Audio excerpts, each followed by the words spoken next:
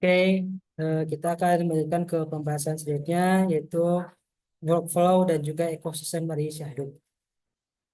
Apa aja sih komponen dari si Hadoop?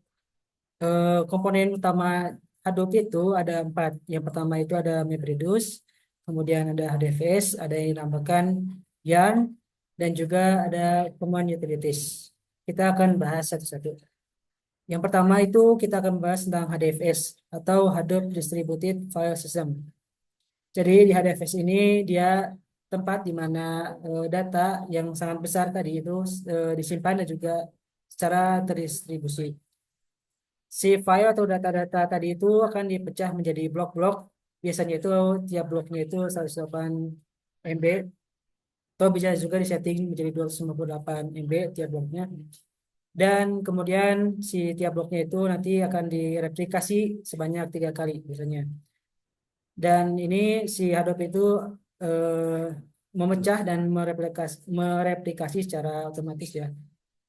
Kemudian dia DFS ini ada yang dinamakan Nemnode. Nemnode ini tempat di mana menyimpan informasi metadata seperti itu sepertinya itu nama file, lokasi blok data, ukuran file dan juga bagaimana struktur directory dari si file tersebut. Kemudian yang kedua itu ada yang disebut dengan data node. Nah, data node ini eh, tempat di mana menyimpan data yang aktual dalam bentuk blok-blok tadi. Selanjutnya ada YAN atau Yet Another Resource Negotiator. Ini itu fungsinya itu mengatur sumber daya dari cluster. Nah, fungsi utamanya itu untuk mengkoordinasikan eksekusi dari tugasnya juga. Dalam YAN ini ada yang dinamakan Resource Manager. Resource Manager ini untuk alokasi sumber daya secara global. Maksud global di sini itu keseluruhan cluster ya. Jadi misalnya kalau ada 10 komputer, nah Resource Manager ini yang mengelola 10 komputer tadi. Kemudian kalau tiap tiap node atau tiap-tiap komputernya itu dia akan dikelola oleh node manager yang ada di tiap-tiap komputer atau tiap-tiap node.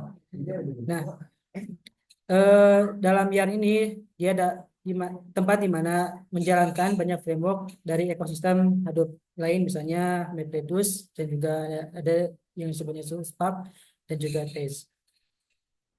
Selanjutnya MapReduce. Nah, di MapReduce ini tempat di mana pemrosesan dari si big data itu dilakukan. Nah, pemeriksaan paralel itu dilakukan secara dua tahap. Yang pertama itu dia di map, di mana di map ini dia memetakan data menjadi pasangan berdasarkan key value-nya. Kemudian di reduce, kemudian nanti akan menggabungkan hasil dari map berdasarkan key tersebut. Nah, di map reduce ini cocok untuk analisis batch. Kemudian komponen terakhir dari komponen utama dari si Hadoop ini adalah common utilities, tempat di mana library dan juga API umum misalnya konfigurasi, autentifikasi, log dan juga input output antar komponen disimpan. Nah, kemudian ini workflow sederhana dari Hadoop. Ini misalnya itu ada data source, misalnya dari log website atau yang terstruktur kayak MySQL, kemudian ada dari sensor IoT lain atau CSV dan juga data yang unstructured kayak image atau video itu akan dimasukkan ke dalam HDFS. Nah, prosesnya itu dinamakan data ingestion. Ini ada beberapa tools yang bisa digunakan. Misalnya kalau MySQL itu dalam Hadoop itu menggunakan Scoop, kemudian kalau website itu dia menggunakan Flume.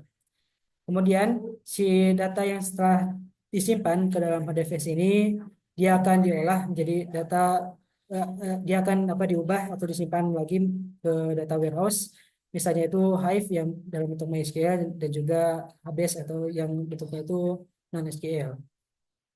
Prosesnya itu di dalam itu nanti akan dilakukan MapReduce atau bisa menggunakan tools yang lain. Nah, kita juga bisa melakukan schedule atau melakukan scheduling untuk melakukan pemindahan dari HDFS ke data warehouse dengan menggunakan YARNs. Nah, data-data yang sudah dalam warehouse ini dianalisa dan disimpan atau ya digunakan untuk analisis menggunakan Tableau misalnya. Kemudian selanjutnya ada beberapa ekosistem yang dari Hadoop. Kalau yang MapReduce, Yarn, dan HDFS ini dia sudah bawaan dari Hadoop. Ada beberapa ekosistem yang lain banyak ini yang bisa digunakan secara terpisah, bukan bawaan dari Hadoop yang akan yang atau yang sering digunakan itu biasanya Hive yang mana dia itu tampilannya bakal kayak SQL kayak gitu. Kemudian kalau yang habis itu dia non SQL. Kemudian yang Flume tadi untuk data ingestion ya dan sebagainya.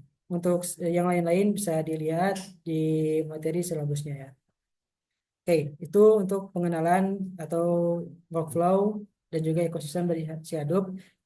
Kita lanjut ke materi selanjutnya.